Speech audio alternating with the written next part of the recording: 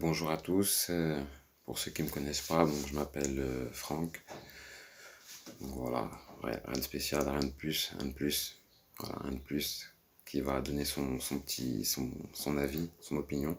Voilà, c'est pas l'habitude, c'est pas une chose que j'ai l'habitude de faire une vidéo sur les réseaux. Bon, là, je vais le faire pour donner mon avis sur deux, trois petits points. Voilà, en commençant par dire que mon opinion n'engage que moi.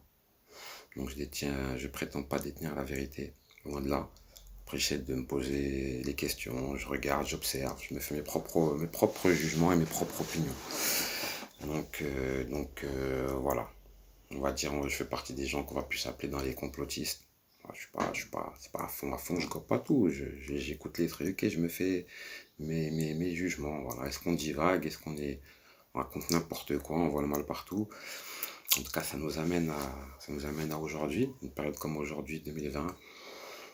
Donc on se pose les questions, est-ce qu'on est en dictature vraiment ou est-ce qu'on est en démocratie? Parce qu'au jour d'aujourd'hui maintenant, ça fait plus d'un mois pour sortir, il faut sortir avec un bout de papier, avec des motifs bien précis. Si on sort avec et le motif n'est pas bon, on n'a pas le papier, c'est réprimande, répression, taxation, humiliation.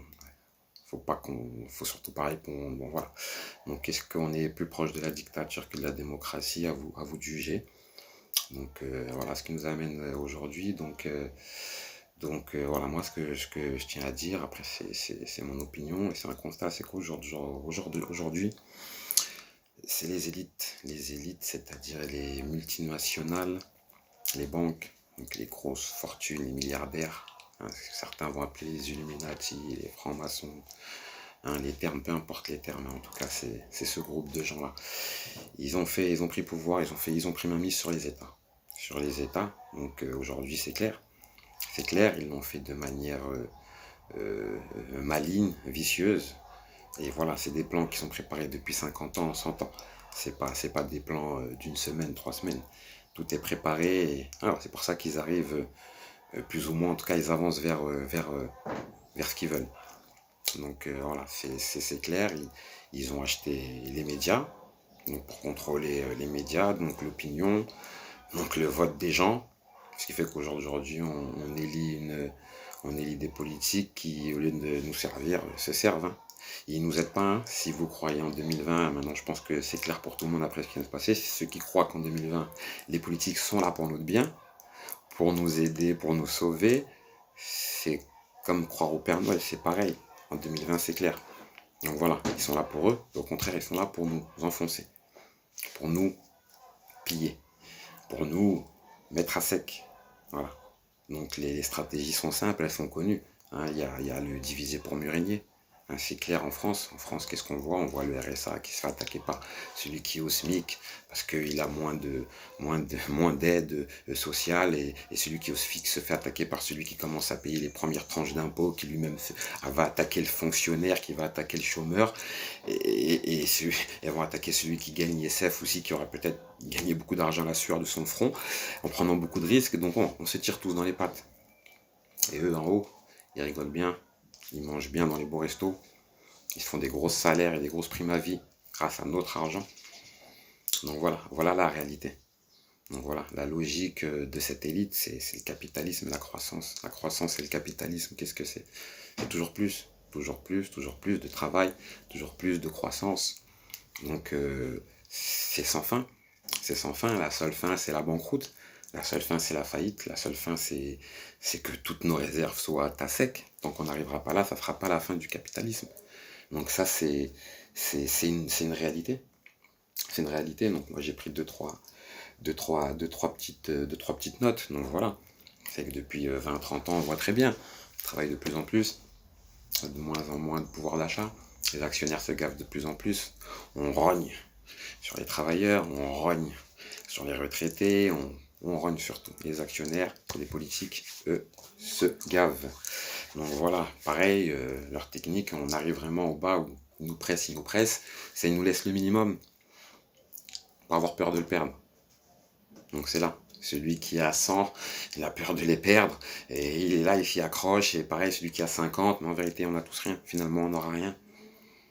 Au final, on n'aura rien si on continue dans cette voie-là. On sera tous perdants sur le long terme. Une petite poignée, et encore. Donc posons-nous les bonnes questions. Posons-nous les bonnes questions. Arrêtons de nous tirer les pattes entre nous. Arrêtons de lui ici, lui ça, le black contre le beurre et contre les homos, contre... Il n'y a pas de rien, on est tous ensemble, on est tous des petits, on est tous derrière. Eux, ils sont une poignée en haut, ils rigolent bien. Quand on se bat pour du papier cul, ils rigolent bien. Ils rigolent d'une force. Moi aussi, je rigole quand je vois on se bat pour du papier cul. Je me dis, on est arrivé en 2020 à quel stade? À quel stade de se battre pour du papier toilette? Ça devient incroyable. Et eux, ils rigolent bien. Donc maintenant, c'est le temps de prendre nos responsabilités. Parce qu'on est fiers d'être français ou fiers d'être tel pays. Nos anciens se sont battus, nos anciens ont obtenu ci, ont obtenu ça. Au jour d'aujourd'hui, il faudrait qu'on prenne nos responsabilités. Parce qu'en réalité, on a toujours fait ça. C'est ça la démocratie.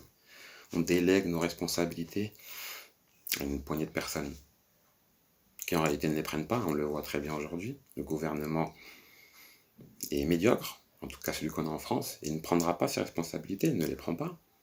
Donc vous ne prenez pas les responsabilités parce que vous avez peur de les assumer, comme tout le monde, c'est normal. Ils vont faire le même, on leur donne la responsabilité, ils font pareil, sauf qu'ils ont le pouvoir. Donc, ce qui serait bien, ça serait de reprendre nos responsabilités, peut-être qu'on reprendrait une certaine forme de pouvoir. Voilà. Mais pour ça, il faut que ça se fasse de manière déjà collective. Entre nous tous en bas, il faut arrêter les luttes horizontales, il faut arrêter de se taper entre nous, de se tacler entre nous. Hein, parce que là, on va tous être dans la même situation, il faut regarder un petit peu en haut. Et donc, comment faire pour essayer de combattre ça? Quelles sont les solutions? Les solutions, ça ne sera pas les solutions qu'on a fait en 1940, 1960, même en 2000, gilets jaunes, vous avez vu. C'est pas la baston, c'est pas le pouvoir, c'est pas la contestation. Là, la bataille, il faut qu'elle se joue ici. Il va falloir réfléchir, il va falloir s'unir, il va falloir être comme ça. Parce que c'est parce qu'on a toujours été désunis, et on le voit. Si demain on n'arrive pas à tenir cette union, ça va être très dur. On va se bouffer entre nous. On va se bouffer entre nous. Et nous, à La Réunion, on est dans une situation, on est sur une île. Ça peut très très vite dégénérer si on ne garde pas un minimum de calme et de discernement. Et qu'on essaye de réfléchir. Donc, la vidéo va se couper. Donc, je termine sur ce point-là. Et je rembrayerai sur une deuxième vidéo pour expliquer un peu. Pareil, toujours pareil, mon point de vue, quelles peuvent être des solutions, des débuts de pistes à explorer. Donc, voilà. Je vous dis à tout de suite.